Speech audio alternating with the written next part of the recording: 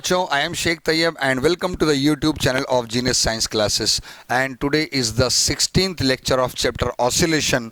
और आज के टॉपिक में हम देखने वाले हैं, आज के लेक्चर में हम टॉपिक देखने वाले हैं सेकेंड्स पेंडुलम. क्या होता है सेकेंड्स पेंडुलम, आओ देखते हैं. बच्चों, the pendulum whose time period is 2 seconds is called seconds pendulum. बहुत ही सिंपल डेफिनेशन है.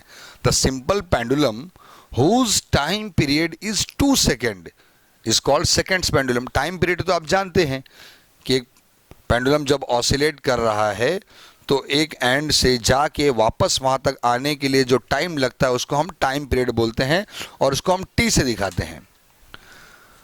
तो पेंडुलम ऑसिलेट किया, जितने टाइम में वो एक बार ऑसिलेशन पूरा करेगा उसी को बोलते हैं टाइम पीरियड. तो सेकेंड्स पेंडुलम क्या हो जाता है, बोलता है ऐसा पेंडुलम जिसका टाइम पीरियड कितना हो, बोलता है 2 सेकेंड, 2 सेकेंड हो. ऐसा पेंडुलम जिसका टाइम पीरियड हो 2 सेकेंड, उसको हम बोलते हैं seconds pendulum. The pendulum, the simple pendulum whose time period is 2 second which is called seconds pendulum. ठीक है. अब सेकेंड्स पेंडुलम का क्या वैल्यू है, हम लोग सेकेंड्स पेंडुलम को यूज करके length of simple pendulum find out कर सकते हैं. ठीक है. तो हमारे पास टाइम पीरियड का फॉर्मूला ऑलरेडी आ चुका है. क्या फॉर्मूला है टाइम पीरियड का, T is equal to 2 pi under root L upon G. ठीक है. तो सेकेंड्स पेंडुलम के लिए आपको मालूम पड़ चुका है टाइम पीरियड कितना रहेगा, टाइम पीरियड रहेगा 2 सेकेंड.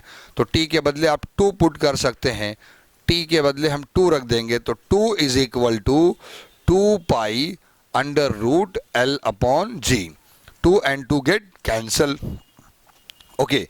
तो यहाँ पे क्या बचा, 1 is equal to pi under root L upon G, ये वैल्यू बचा.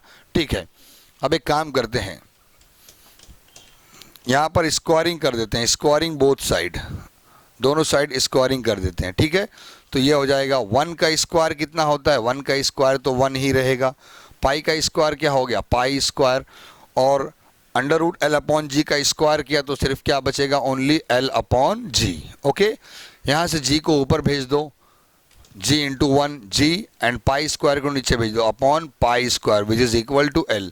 तो आपको लेंथ ऑफ द पेंडुलम का फॉर्मूला मिलता है L is equal to, it is a G upon pi square centimetre. Okay. तो बच्चों अब यहाँ ध्यान रखना, एक बात इंपॉर्टेंट बात है कि G का वैल्यू तो कांस्टेंट है. G का वैल्यू कितना है, G इज इक्वल टू 9.8. ठीक है, मीटर पर सेकेंड. और पाई का वैल्यू कितना होता है, पाई इज इक्वल टू 3.14.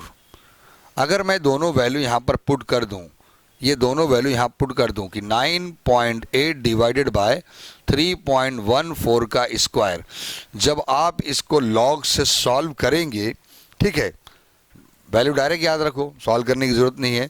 ठीक है. और अगर सॉल्व भी करेंगे तो आपको L की वैल्यू कितना मिलने वाली, L which is equal to 0.999 something centimetre मिलने वाला है. इसका मतलब क्या हुआ, इसका मतलब ये होता है it is equal to 1 centimetre, sorry metre, तो 1 मीटर. ओके.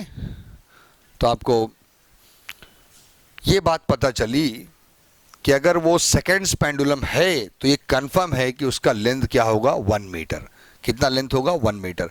इसका मतलब ये हुआ कि हम प्रैक्टिकल लैब में बच्चों को जब प्रैक्टिकल करने के लिए पेंडुलम देते हैं तो हम बोलते हैं वहाँ पर जो लेंथ ऑफ द पेंडुलम यानी बॉब के सेंटर ऑफ ग्रेविटी से लेके रिजिड सपोर्ट तक के बीच का डिस्टेंस, यानी यहाँ से लेके ये बॉब, ये डिस्टेंस रेडियस काउंट करके, ठीक है, यानी टोटल डिस्टेंस को लेंथ ऑफ द पेंडुलम बोलते हैं.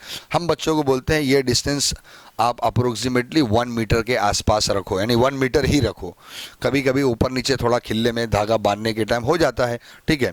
इसका मतलब हम प्रैक्टिकल लैब में जो पेंडुलम यूज़ करते हैं वो कौन सा पेंडुलम होता है, सेकेंड्स पेंडुलम ही होता है. तो सिंपल डेफिनेशन है सेकेंड्स पेंडुलम का. क्या डेफिनेशन है, the simple pendulum whose time period is 2 second is called seconds pendulum. और उसकी वजह से जो लेंथ का उसके फॉर्मूला आता है, लेंथ का फॉर्मूला क्या है, G upon pi square. Value put करने के बाद पता चलता है कि जो सेकेंड्स पेंडुलम होता है उसका लेंथ अप्रोक्सीमेटली कितना होता है, it is a 1 metre. Okay. ठीक है. तो मेरे ख्याल से सेकेंड्स पेंडुलम इजी टॉपिक है, समझ में आ गया होगा आपको. ओके. स्टॉप करते हैं. Good bye.